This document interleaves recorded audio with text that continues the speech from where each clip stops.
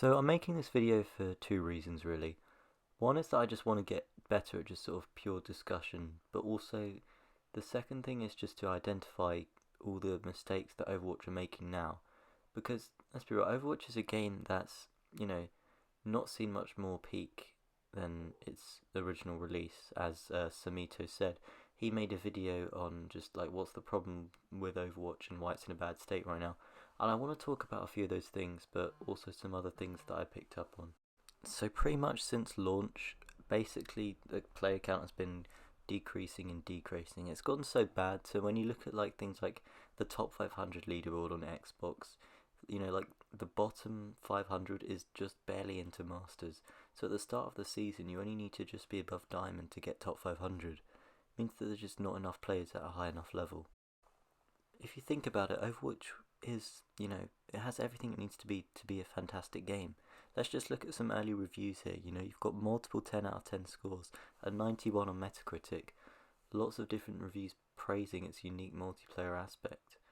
And, Overwatch still has all of that. It just fails to do anything new or retain any of its player base. So let's just go over a few things it could do to basically get more players back, because it is ultimately a good game.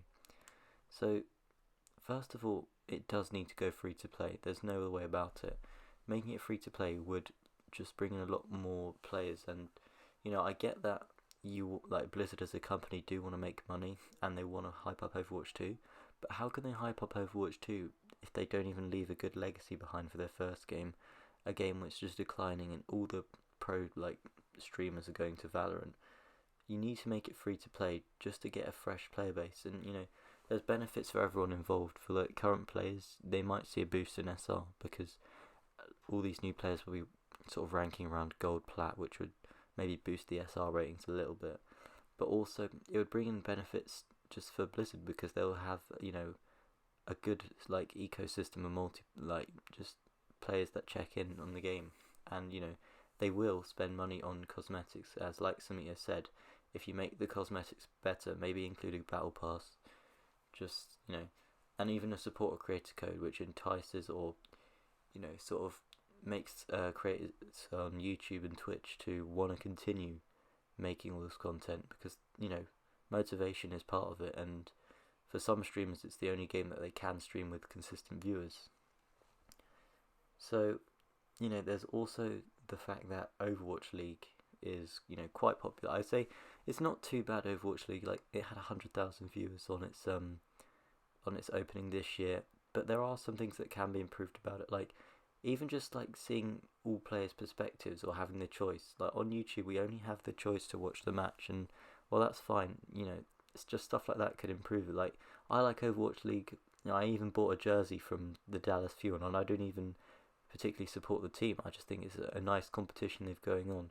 But potentially giving more budget into the Overwatch League would mean casuals become more just intrigued by it. They don't even have to play Overwatch, but it would certainly help bring people to the game. Because I've talked to a lot of friends, and they said Overwatch League is the only proper esports event they've ever watched, and I can totally see that for the earlier seasons, and making it popular again might help the game. And I know people they'll want me to address balance issues in terms of what's wrong with the game, but honestly this is the toughest one to solve, because there are always going to be different opinions on the meta, and the meta's just going to be inevitable. And I know people are tired of certain metas here and there, but if you think about it, two dominant metas have stuck out since launch. You've had dive comp for a few years, and then you had goats. And I really think the only way to avoid this is, well, just have constant patch notes and changes. Because if you're constantly messing around with the heroes, I know this is a bad idea as someone who's got no experience in the higher ranks, but maybe just messing around with the characters means that no character is really OP for more than a week, which would mean that players who can play a variety of roles are rewarded the most. If you look at Rascal, he's earned more money than any other Overwatch League player, and for one reason. It's because he's a flex player. He masters almost all DPS in the game. Another problem in this game is that hit scan are just greatly better than projectile. You want them to be a balance of both. I mean, with DPS especially, any combination of hit scan or any DPS combination is pretty much viable, like something like double sniper. Whereas with healer, you've got more sort of, you have to stick to maybe a main support and like a off support. Same with tank, you pretty much always need a main tank or an off tank. DPS, you still got all this freedom, and yet hit scan players are just better than projectile because it's the more viable pick. So I think maybe sort of either buffs and nerfs every week that aren't too unreasonable could stop the game from producing a meta, or ones that are just annoying, and well, it'd be much more better for the competitive system. And while there's also a problem with DPS being way more popular than tank and support, and to be honest, this is one of those problems I don't have a solution to, but there is another problem I do want to talk about, and that's 2CP maps. The problem with 2CP is that they're ridiculously defender-sided, and while Overwatch does take the approach to just giving every team the attack and defender round so that it is balanced, it just is a pain to play for. For example, I can die on a 2CP map, and all I've got to do is just sit through a very, very short respawn time, and I'm pretty much back to the point, and I'm able to contest. I just simply swap onto Tracer, and I could just touch point. Now, I don't have a great solution to a better type of map, but we've seen like the push preview in Overwatch 2, or perhaps just putting more maps into the other modes. And this is one of those very fixable changes that I'm not a great designer, but I definitely think it's easy to tackle than like the DPS problem. Now, before I talk about some problems with competitive Overwatch, I'd suggest maybe making the game crossplay, and this doesn't have to be for all platforms. In particular, I think Xbox and PlayStation need to be crossplay, because it would just help the ecosystem sort of revive itself a bit, because Xbox and PlayStation have similarly skilled players. Compared to Switch, you kind of don't have the proper SR gaps yet, because it's very new and people don't take it seriously. For example, a silver player on Xbox or PlayStation is probably in plat on the Switch, and it's why making Xbox and PlayStation crossplay wouldn't hurt the game. It would only positively impact the game. There's already a built-in voice chat feature, and it would just, more support for console players in particular. But now I do want to talk about some kind of players in particular. These are common issues that you'll find in probably like a third or almost up to a half games if you're really unlucky. But this includes throwers, trollers, disconnects, and smurfing. Now, smurfing in particular is a big problem on console because you can do it for free, and it's kind of one of those problems that are very hard to get rid of. On the one side, you do have these Grandmaster Smurfs who make unranked GMs, which are very educational. They've helped me climb on a variety of different heroes, but there is a problem in just Smurfs in general just ruining and polluting lower players' games and stopping them to climb. With throwers, disconnects, and trollers, right?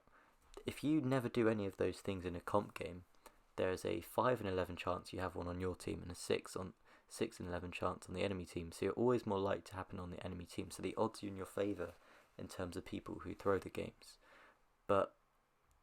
And this is the thing, it's not like you need 6 players for the game to function properly on your team, but only 1 to throw it, which is why it's important that you just sort of discard these games where you do get all these throwers, leavers, trollers, because you know that it's more likely to happen to the other team. But with smurfing, however, you'll always encounter more smurfs. Say if you're not a smurf yourself, you're always going to encounter more smurfs than you do get on your own team, which that is going to be tilting for someone. Obviously, I'd say getting better in Overwatch is definitely due to the mindset, and without a positive mental attitude you won't climb. But smurfing is just one of those things which do understandably tilt people, and it's a problem we definitely need to look into. Perhaps maybe with Xbox you can tell just by gamer score. If you see someone with low gamer score, it means they haven't played many other games and they're probably a smurf. But there needs to be better verification to get rid of them. I mean, I don't think Blizzard mind, especially on PC. You're literally buying another account, but it does need to be tackled.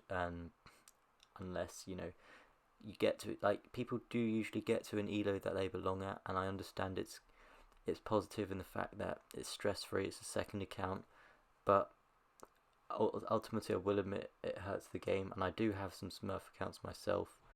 I think it's one of those problems where there isn't one big solution to it, because there are some positives out of Smurfing, but ultimately it does stop the climb, and if it's what the community want to get rid of Smurfs, then I'm sure like many players will be able to adjust to that.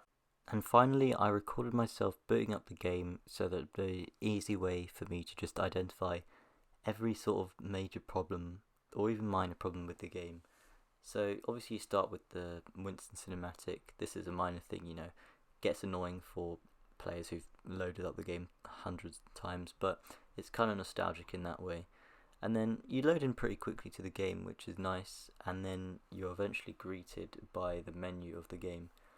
Now the menu can differ depending on like what event's going on, but I think it's pretty simple to look at. You've got the play feature, all your modes are right in front of you.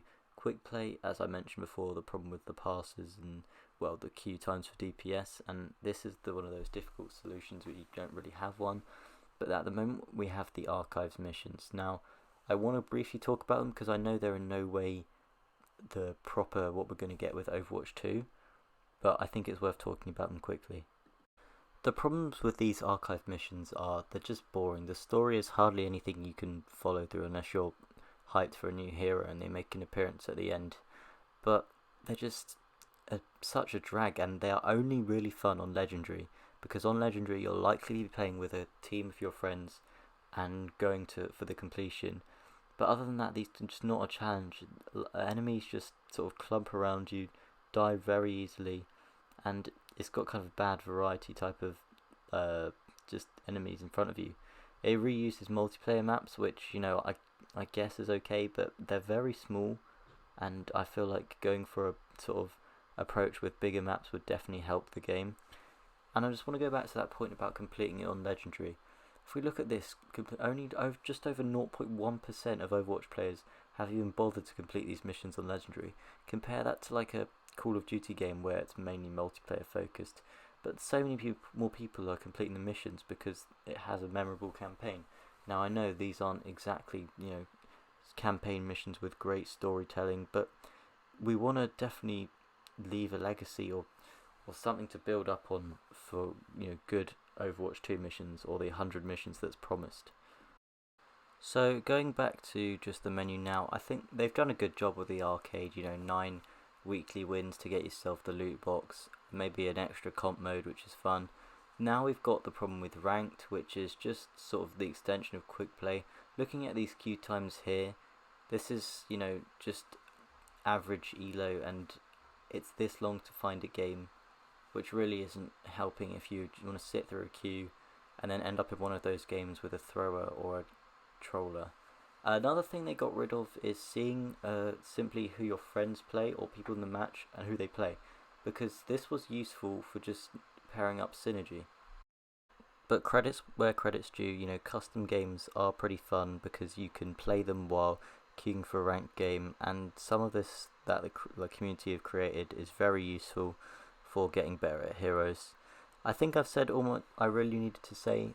I think the main issues stem with just not creating a more stable player base. Whether you need to make it free to play or not, do something to get more players interested for Overwatch 2, make some better story missions, incentivize people to play different roles, and just change stuff around so there isn't a meta. This is just my personal thoughts, but thank you guys for watching.